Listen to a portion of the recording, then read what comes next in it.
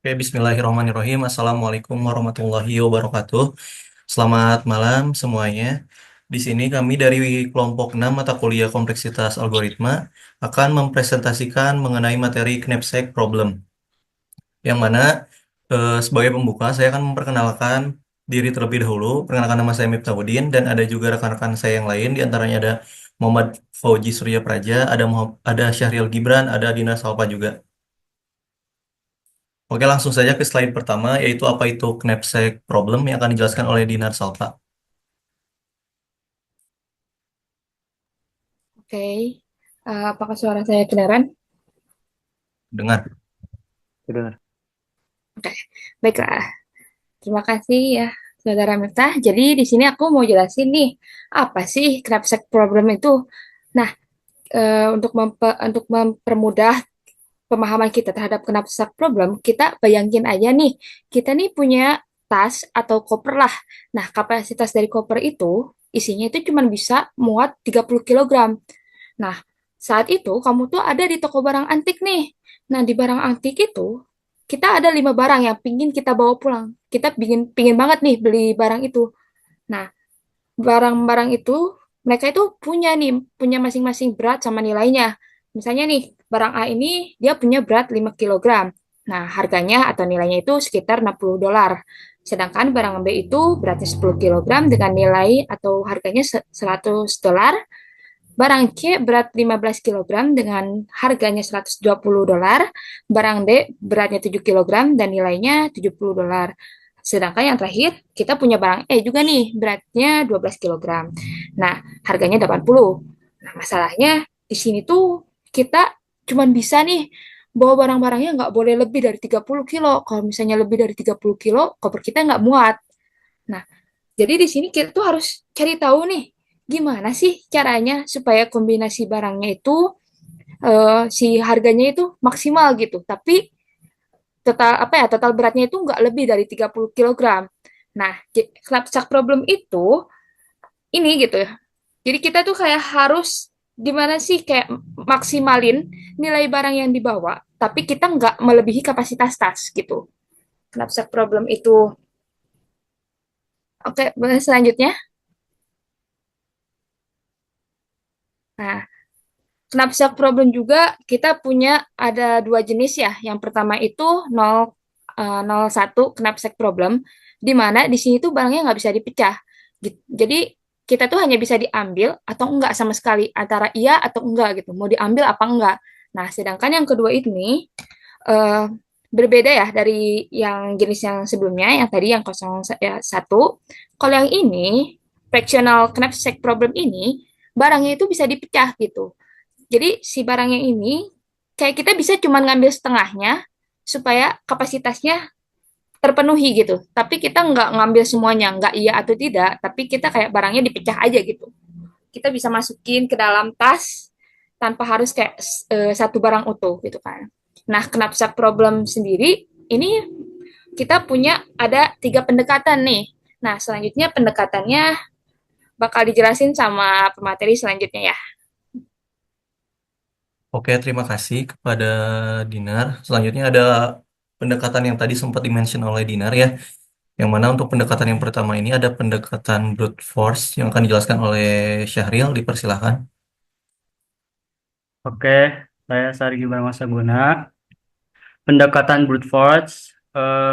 Brute force adalah metode yang digunakan untuk menyelesaikan masalah dengan mencoba semua kemungkinan solusi secara sistematis sampai solusi yang benar ditemukan. Ini dia metode brute force. Yang pertama, coba semua kemungkinan kombinasi barang, kemudian pilih kombinasi dengan nilai maksimum yang tidak melebihi kapasitas. Terus kompleksitas waktu O 2 pangkat N, kelebihan dan kekurangan, kelebihan menghasilkan solusi optimal, lalu kekurangan tidak efisien untuk jumlah barang yang besar. Lanjut. eh untuk pendekatan greedy adalah metode untuk menyelesaikan masalah optimasi yang mencari solusi optimal lokal pada setiap langkah dengan harapan bahwa solusi lokal tersebut akan mengarah pada solusi optimal global. Pendekatan ini bekerja dengan prinsip pilih yang terbaik untuk saat ini tanpa mempertimbangkan efek jangka panjang. Yang pertama adalah greedy approach, cocok untuk fraction knapsack. Yang kedua adalah pilih barang berdasarkan rasio nilai berat, P, I, atau W, I secara berurutan. Langkah-langkah yang pertama, urutkan barang berdasarkan rasio nilai atau berat. Yang kedua, masukkan barang ke dalam tas hingga kapasitas penuh. Yang ketiga, jika kapasitas tersisa, masukkan fraksi barang terakhir. Kemudian kompleksitas waktu O, N, log N. Lanjut.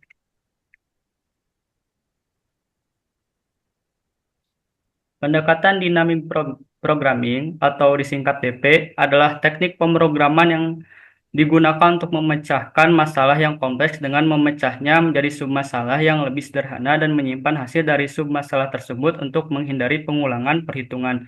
Teknik ini sangat berguna untuk masalah yang memiliki sifat overlapping, subproblem, dan optimal substruktur.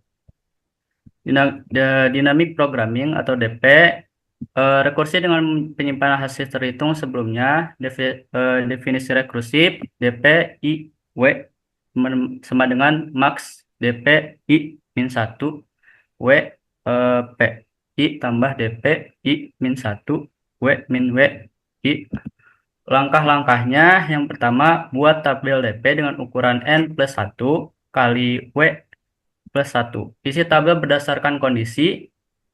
Jika berat barang lebih kecil dari kapasitas saat ini, pilih nilai maksimum antara memasukkan atau tidak memasukkan barang. Jika tidak, gunakan nilai sebelumnya. Nilai maksimum ada di DP N W. Kompleksitas waktu dan ruang O N kali W. Selanjutnya akan dilanjutkan oleh Miftah. Oke, terima kasih kepada Syahril dengan penjelasannya mengenai pendekatan-pendekatan pada knapsack problem. Selanjutnya kita punya slide contoh implementasi dynamic programming. Yang mana pada slide ini kita akan melihat implementasi dynamic programming untuk menyelesaikan 0 per 1 knapsack problem. Seperti yang bisa kita lihat bentuk kodenya di sini menggunakan bahasa pemrograman Python. Dan agar lebih jelas saya akan coba coba menjelaskan flow dari kode ini mungkin ya.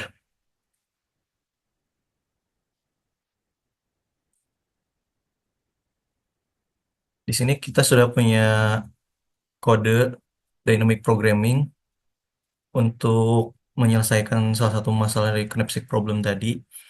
Pertama, kita mendefinisikan fungsi knapsack yang menerima 3 parameter, yaitu value, berisi nilai dari setiap barang. Yang kedua ada weight, berisi berat dari setiap barang. Dan yang ketiga ada capacity, yaitu kapasitas maksimum tas. Langkah-langkah algoritmanya adalah membuat tabel di dynamic programming dengan ukuran jumlah barang ditambah 1 dikali kapasitas ditambah 1. Yang kedua adalah mengisi tabel menggunakan logika berikutnya. Jika berat barang lebih kecil atau sama dengan kapasitas saat ini, kita memutuskan untuk mengambil barang tersebut atau tidak dengan memilih nilai maksimum. Jika berat barang lebih besar dari kapasitas saat ini, kita tidak dapat mengambil barang tersebut. Hasil akhir dari tabel dynamic programming menunjukkan nilai maksimum yang dapat dicapai tanpa melebihi kapasitas. Sebagai contoh di sini, value-nya kita isi dengan 60, 100, dan 120, yang mana value tadi itu adalah nilai dari barang ya. Dan weight-nya, yaitu berat barang, ada 10, 20, dan 30. Serta kapasitas tasnya di sini adalah kapasitinya atau kapasitas tasnya adalah 50. Maka output yang akan dihasilkan dari program ini adalah 220 yang menunjukkan nilai maksimum yang dapat kita capai. 220 seperti yang saya bilang tadi.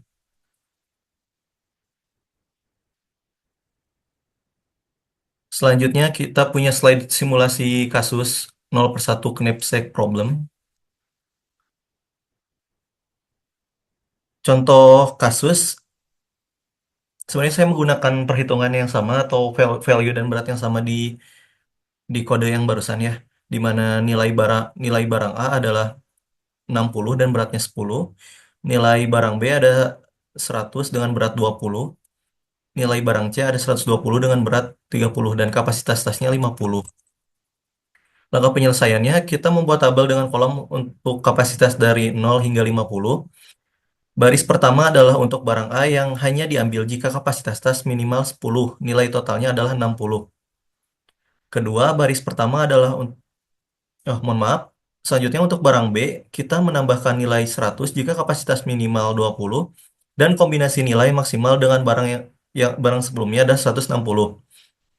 Selanjutnya, barang C ditambahkan pada kapasitas minimal 30 dengan nilai total maksimum 220 yang dicapai dengan kombinasi barang B dan C.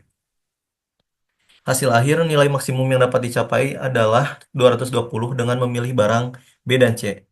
Simulasi ini menunjukkan bagaimana tabel dynamic programming membantu kita menentukan solusi optimal untuk knapsack problem.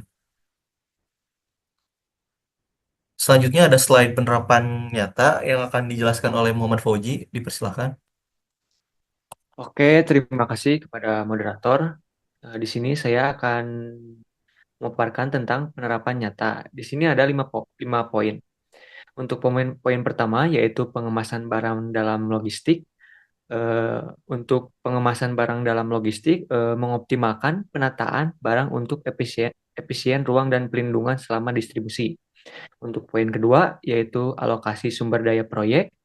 Pembagian sumber daya secara optimal untuk meningkatkan efisiensi dan efektivitas proyek.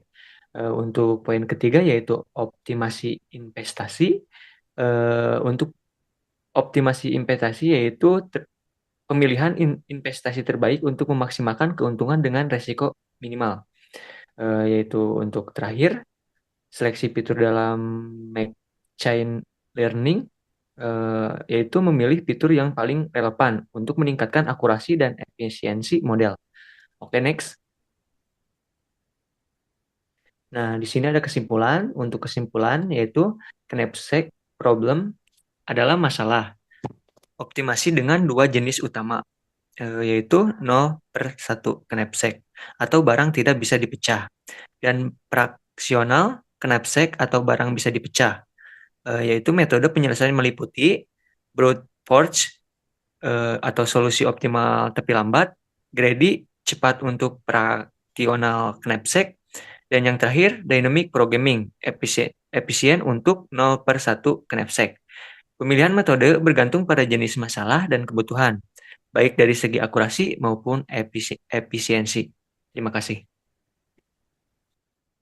Oke, dan telah sampailah kita di penghujung presentasi ini. Saya ucapkan terima kasih atas segala perhatiannya. Mohon maaf apabila ada salah kata atau salah penyampaian. Saya harap presentasi ini dapat bermanfaat bagi kita semua. Maka dari itu, saya tutup presentasi ini. Wassalamualaikum warahmatullahi wabarakatuh. Waalaikumsalam warahmatullahi wabarakatuh.